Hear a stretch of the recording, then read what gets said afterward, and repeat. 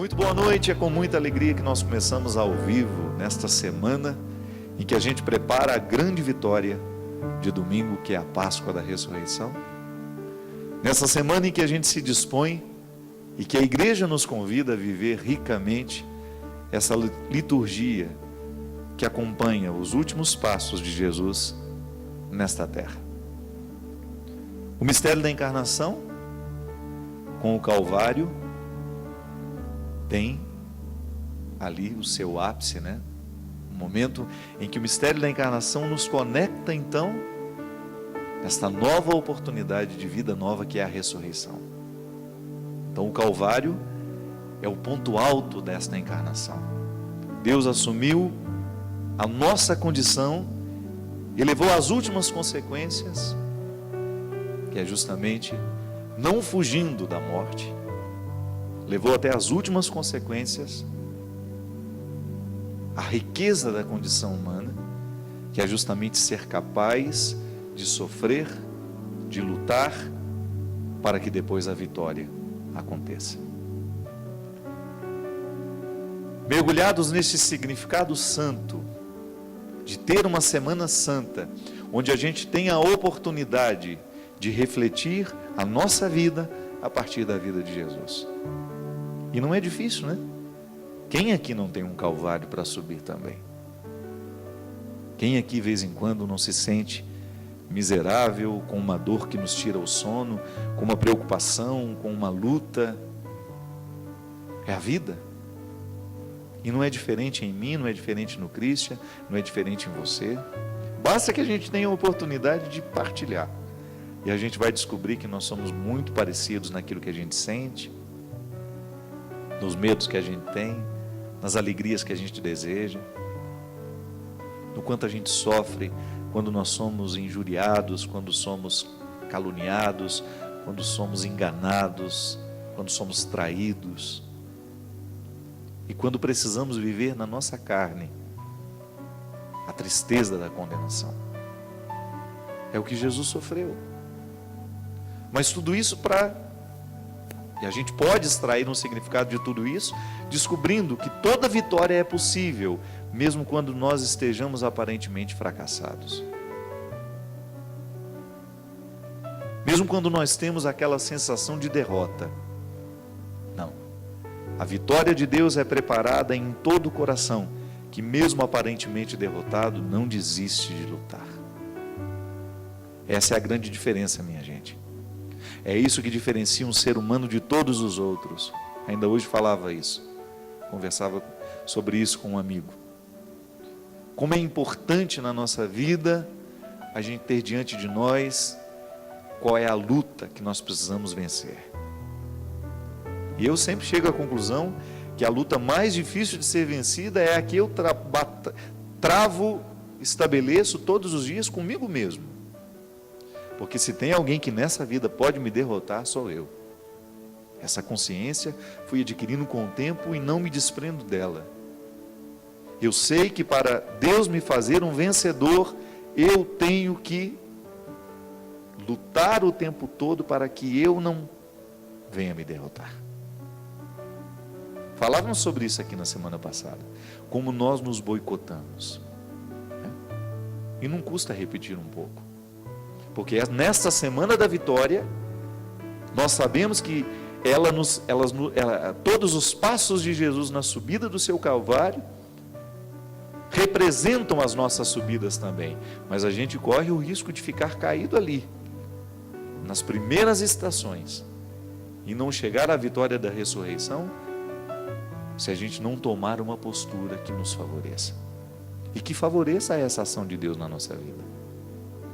Que é justamente a oportunidade diária de você jogar fora os lixos que o outro deixou em você, de você fazer a sua reciclagem, de você reestabelecer o seu compromisso com a vida, de você renovar o seu desejo de ser você, de fazer o que você faz, de amar quem você ama, de desejar o que você deseja, identificar ali onde é que você pode se empenhar para que essa aventura de ser gente, como fala nessa música que eu precisei dar uma coladinha na letra, embora ela seja minha, há muito tempo não canto, Essa música fala: deixe que a aventura de ser gente te envolva, prepare o que serás no que és.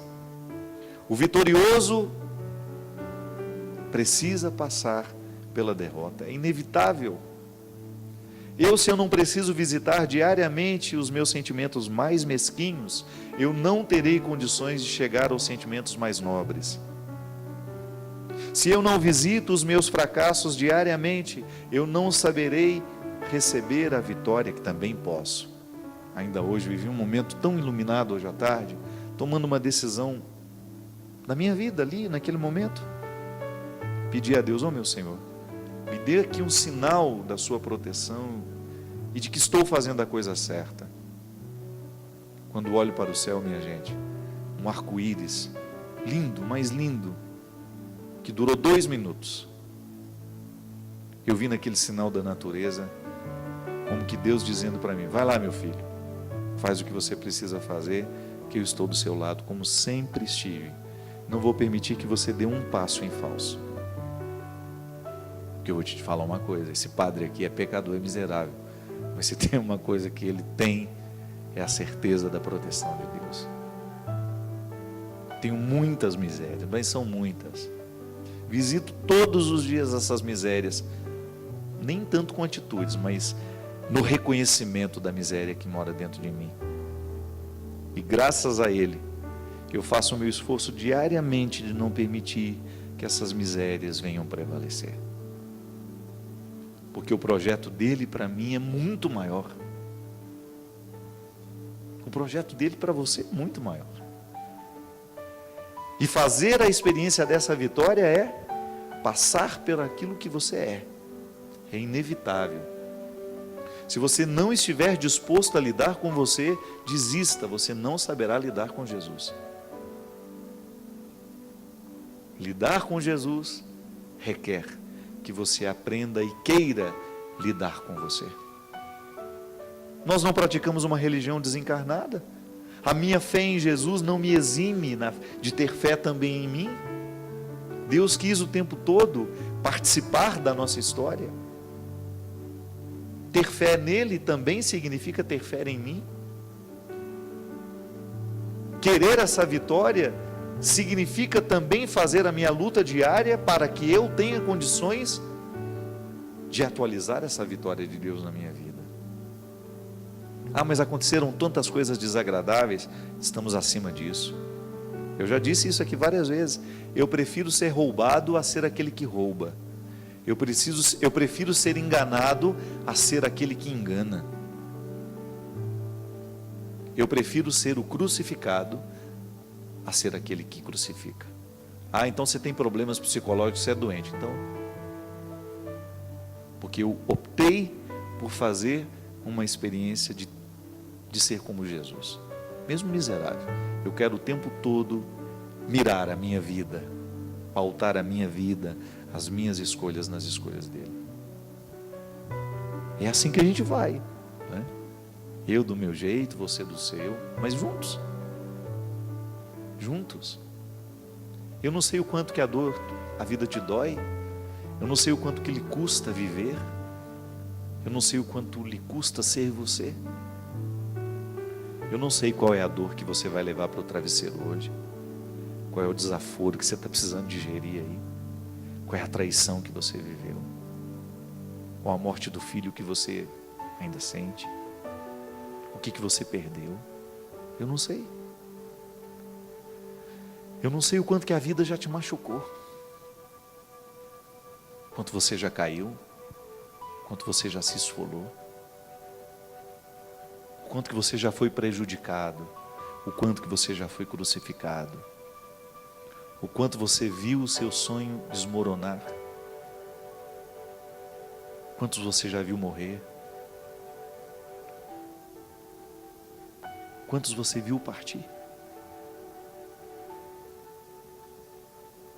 Eu não sei o que é que você guarda, mas uma coisa é certa: somos muito parecidos. Também eu coleciono uma série de fracassos. E todas as pessoas que eu encontrei pela minha vida, sobretudo as mais interessantes, colecionam fracassos, só que não prestam atenção neles. Tem sempre um olhar voltado para o alto, que é a sabedoria que São Paulo nos pede. Volte o olhar para o alto. Oscar Wilde, um escritor inglês, muito pessimista com a vida, muito pessimista, mas também escreveu uma literatura extremamente aguçada, bem feita, claro, com uma visão bastante pessimista do humano. Eu não tenho medo de ler essas coisas, então. Ele disse: estamos todos, na lama. Não me lembro muito bem a frase. Estamos todos na lama. É a condição pessimista que ele tem da humanidade, a concepção pessimista da miséria humana. Mas ele completa, dando um espaço para a esperança. Estamos todos na lama, mas alguns resolveram olhar para as estrelas. Eu quero pertencer a esse grupo, porque eu tenho a lama da miséria humana em mim, mas eu não quero deixar de olhar para as estrelas, sabe? Ter esse olhar que mira o alto. Porque se a gente for prestar atenção, minha gente, naquilo que não está dando certo, se nós formos colocar atenção demais naquilo que está danificado, a gente corre o risco de nunca mais se recuperar.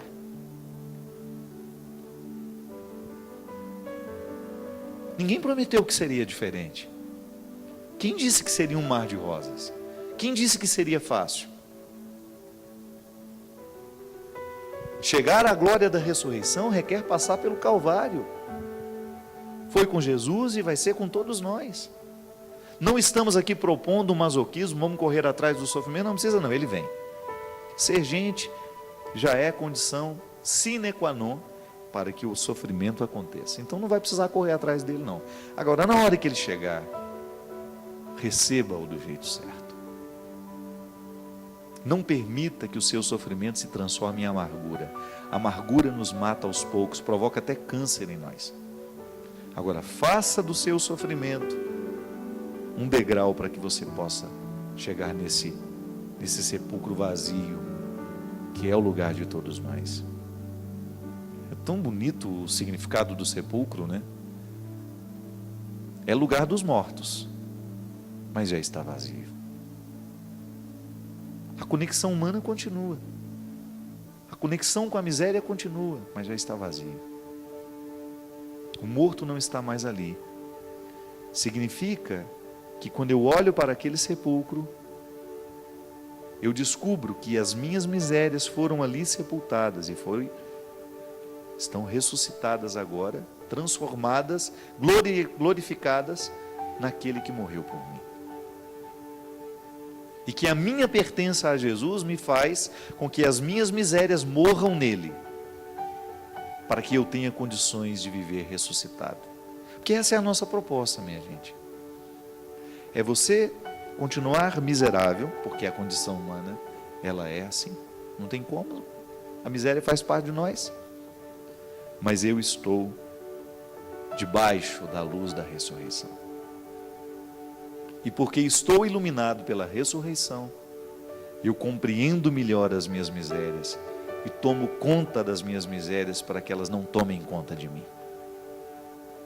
Eu administro o problema, não permito que o problema me administre. Lembra? Eu nunca me esqueço, eu acho que já até falei isso daqui. Tem uma amiga em Taubaté, até muito tempo não a vejo, a Viviane. A Viviane tem câncer. Já foi diagnosticado há muito tempo. Quanto tempo já, Cidinha? Uns 12, 14 anos a Viviane luta contra o câncer. Muito debilitada em alguns momentos, de repente ela melhora. E na última viagem que nós fizemos para a Terra Santa, que a Viviane foi, algumas pessoas ficavam surpresas quando ficavam sabendo que ela tinha câncer. E aí eu encontrei a resposta porque ela tinha tanta disposição. Lá à base de morfina, né? E andando e peregrinando. A Viviane tem câncer, mas o câncer nunca conseguiu ter a Viviane.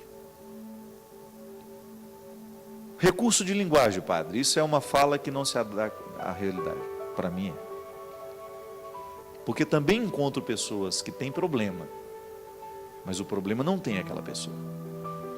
Então, porque o problema não a tem, porque ela não se deixou possuir pelo problema, ela tem mais condições de lidar com o problema. Diferente daquela pessoa que não tem problema, mas é o problema que a tem. O problema foi tomando tanto conta daquela pessoa, foi dominando tanto, que ela perdeu a pertença. É aquela pessoa que já está desanimada demais, que só fala dos problemas que tem, que já perdeu a esperança. Sabe, minha gente, a nossa luta, ela é diária. O tempo todo. Ontem eu comemorando o meu aniversário, eu ficava com muita simplicidade. Não teve festa, não fiz questão de não ter festa. Passei ao lado de poucos amigos que tiveram a oportunidade de me encontrar. Não sou muito de fazer festa para isso. Eu acho que a comemoração ela é o ano inteiro. Esqueci esse aniversário. Não tem problema não. A gente tem que se cuidar o ano inteiro. A gente tem que se amar o ano inteiro. Não é um cumprimento que vai fazer diferença para mim. Mas ontem o que eu refleti era justamente isso. Quando eu fiz questão de celebrar a missa às 11h15, na hora que eu nasci. 11h15 da manhã. Já nasci perto do almoço. Pronto para o almoço, por isso que eu sou um bom prato, isso mesmo. Nasci na hora do almoço, nasci com fome. E o evangelho de ontem me chamou muita atenção. Porque, não sei se você participou da liturgia de ontem, é aquele evangelho em que Judas come o pão, molha no vinho, come, e logo em seguida ele traz Jesus. E eu fiz uma reflexão muito simples, ela nem é exegética, porque nunca ouvi um exegeta falar sobre isso, e não tem nenhum fundamento que eu disse, o que eu refleti na missa. Mas para mim foi o que falou alto. Durante o banquete, enquanto todos estavam com fome, Judas ainda era fiel. Na hora que matou a fome, que ele estava saciado, ele se encorajou para a traição. Mas sabe o que eu pedi a Deus ontem? Que eu fosse alguém que tivesse sempre fome, que eu nunca me sentisse saciado, porque se eu me sentir saciado, eu corro o risco de trair o que há de mais sagrado em mim. Quero continuar com fome. Como diz o poema da Adélia Prado, né? Nem a faca, nem queijo. Eu quero é fome. Eu quero é continuar com a minha alma desejosa. Eu quero é continuar sedento de vida. Não quero me sentir satisfeito, porque eu tenho, claro, satisfação temporária, na medida certa. Eu não quero estar naquela sensação de que já alcancei tudo o que de mim eu poderia alcançar. Não. Eu quero sempre alimentar essa fome. A saciedade, ela corre o risco de nos colocar indispostos, né? Um para o outro. É igual um almoço. Quando você reúne, antes do almoço todo mundo conversa e todo mundo fala. À medida que as pessoas vão comendo, vão se alimentando, elas vão ficando pesadas, né? Depois você fica incapaz de dar um recado se você precisar, porque o alimento pesou. Então a fome tem um significado interessante. Ela nos dá uma disposição para ir atrás do alimento. É isso que eu quero. Fazer da minha vida uma experiência constante de fome. Desejar ardentemente viver. E nunca sentir que a satisfação encontrada é o ponto final das minhas procuras e das minhas buscas. Um bom propósito para a gente viver a Semana Santa. Alimentar a fome. Pode parecer contraditório. Alimentar o nosso desejo pela vida. E quando a gente está com esse desejo de viver, ser capaz de passar pelos calvários diários para que a nossa ressurreição aconteça. Ligue para nós, 0 operadora 12 31 86 26 00. Esse é o programa de Direção Espiritual e é sempre um prazer atender aqui a sua ligação, o seu pedido de oração e o seu pedido de aconselhamento. Boa noite, seu Christian. Tudo bem com o senhor? O Christian já está falando em férias novamente, gente. Daqui um mês eu acho que ele está de férias novamente. Vamos ter que substituí-lo temporariamente. Eu recebi uma carta, a pessoa não quer se identificar, e eu faço questão de preservar, né, esse pedido. As pessoas confiam na gente, mas o assunto é muito importante e eu resolvi trazer. Já só 2 minutos? Então vamos deixá-lo para a próxima. Vamos atender um que seja mais rápido. Padre Fábio. William Dimas, de Jacareí. Padre Fábio, boa noite e sua bênção. Fui questionado por um protestante. Ele disse: se somente Deus é onisciente e onipresente, como Maria e os santos podem ouvir a nossa oração? Se eu e outras pessoas estamos rezando para Nossa Senhora e ou santos, como eles podem nos ouvir ao mesmo tempo? Me ajude a explicar isto para ela. Bem, primeiro a gente explica para você, né? É muito mais que explicar para o outro, o mais importante é a gente entender. É sempre interessante diferenciar. Que às vezes você tem aquela ânsia de responder para o outro, e você acha que está fazendo a pergunta para ajudar a responder o outro, mas na verdade você quer calar o seu questionamento, porque pode ser que ela tenha te despertado isso. E essa é uma questão que a gente se apresenta mesmo, né? Se só Deus é onipresente, a fé nos ensina isso, como é que eu posso fazer oração para os santos e acreditar que eles estejam me ouvindo? É muito simples, William. A igreja nos ensina que a comunhão dos santos é essa possibilidade de comunicação espiritual que a oração nos permite. Então, toda vez que eu estou fazendo uma prece, é claro que eu estou me comunicando com Deus. Só que no meu motivo, naquela minha prece, eu coloco alguém que de alguma maneira me influenciou, alguém que de alguma maneira eu admiro. É uma maneira carinhosa de incluir na oração alguém que humanamente tenha representado um significado muito especial para nós. A comunhão dos santos, ela nos permite rezar, sempre tendo consciência que a prece chega a Deus.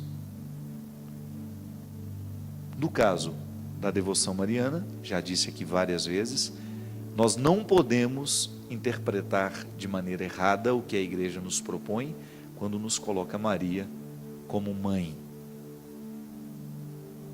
A maternidade de Maria, a santidade de Maria, só tem sentido por causa da santidade de Jesus.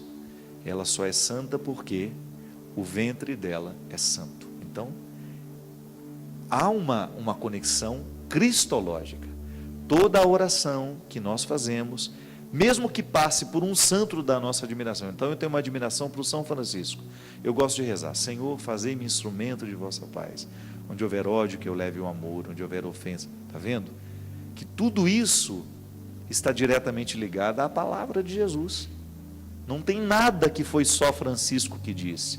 Está diretamente ligada a oração que eu faço, inspirada em Francisco, está diretamente ligada aos motivos do Cristo.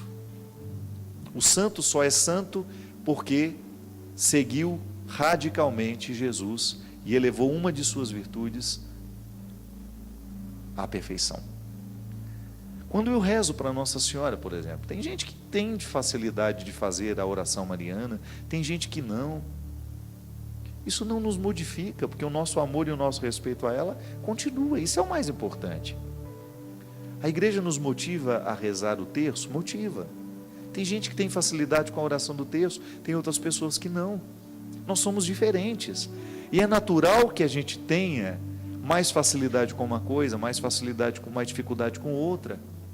O terço, se você for pegar, e se você for analisar a Ave Maria, que é uma oração bíblica, a primeira parte dela ela é toda bíblica, é o anúncio do anjo, e depois na segunda parte: Santa Maria, Mãe de Deus, rogai por nós pecadores, agora e na hora de nossa morte. Amém. o que isso fere o nosso amor a Deus? O que isso fere a convicção, a compreensão de que Deus é onisciente e que Maria não tem o mesmo poder? Tudo bem, não é nenhum problema você dizer, Maria não é deusa, não é? E erra aquele que trata Maria como deusa. Maria é a legítima participação humana no mistério da encarnação, agraciada por Deus, colocada neste mundo de maneira muito especial e respeitada e venerada pela igreja como mãe da igreja, como aquela que educou Jesus, como aquela que participou diretamente do mistério da salvação que Jesus nos realiza. Então, o meu respeito a Maria, eu rezo a ela, pedindo que ela me proteja, mas veja bem, essa proteção que eu estou pedindo para ela, quem é que pode me conceder? O Pai. Ela é a intercessora. A intercessão, minha gente, é a coisa mais simples de entender. Pai, eu estou precisando de um favor do meu pai, então peço pela minha mãe, porque é afetivamente falando mais confortável. Quem disse que a nossa relação com Deus também não passa pelos nossos significados humanos? Em muitas pessoas você encontra uma dificuldade muito grande dela relacionar-se diretamente com Deus Pai. Tem mais facilidade de relacionar-se com Jesus, tem mais facilidade de relacionar-se com Maria, tem uma devoção mariana equilibrada, bonita, tem Maria como um exemplo de fé, como um exemplo de santidade, que eu quero viver. Então não conflitue isso, viu? Você não tem que convencer o outro, você só precisa estar convencido. Eu sempre digo isso. Aliás, e fico muito feliz por ter tido essa oportunidade de mostrar esse respeito e de ser recebido com esse respeito. Essa semana, eu estando em Campos do Jordão, aí um grupo começou a tirar foto comigo, ele se aproximou, me tratou com muito respeito, e era um grupo de evangélicos, e os 2 pastores com eles, os pastores vindo, me cumprimentando, e aí o pastor, que inclusive faz parte da Sociedade Bíblica no Brasil, faz parte da equipe que cuida da Sociedade Bíblica, ele me disse, Padre Fábio, eu aprendi a respeitá-lo por causa da minha esposa. Minha esposa assistiu o senhor uma vez, gostou do programa e depois me convidou a assistir também. E eu fiquei muito honrado, porque se fosse um grupo de católicos, é natural que o católico queira estar comigo ou me ouvir. Agora um grupo de evangélicos me tratando com tanto respeito, com tanta reverência, aquilo para mim foi tão, sabe, um presente de aniversário, né? Poderia dizer assim. Significa que a nossa comunhão dos santos esteja acontecendo, mesmo com diferenças. Eu não quero convencê-los de nada, eu quero que Jesus aconteça no coração deles. Se lá naquela igreja, esta presença de Jesus está sendo salvífica, eu louvo a Deus por aquele pastor, pelo ministério dele, da mesma maneira como ele louva pela minha vida. Isso é comunhão dos santos, isso já é intercessão. Quando eu olho para um pastor e falo, pastor, reze por mim, assim como ele também, padre, ore por mim, isso é intercessão dos santos. Os evangélicos fazem isso, eles oram uns pelos outros, eles pedem. Eu vejo lá o Twitter, eu acompanho o André Valadão, que é um rapaz que eu admiro muito. O André de vez em quando fala lá, vamos orar nessa intenção, vamos pedir a Deus nessa intenção. As pessoas pedem oração a Ele, isso é intercessão. Então que problema tem eu invocar nessa comunhão dos santos a presença de São Francisco, por exemplo? Ô São Francisco, reza por mim. Se eu tenho o direito de pedir isso a um humano, não vou ter direito de pedir isso a um santo? Mas sempre tendo a certeza que o favor me será concedido por Deus. Essa é a grande questão. Se eu peço a Maria, se peço a Nossa Senhora, a Santa Clara, a São Francisco, a São Geraldo, eu tenho que ter sempre consciência que a graça nos vem através do Pai.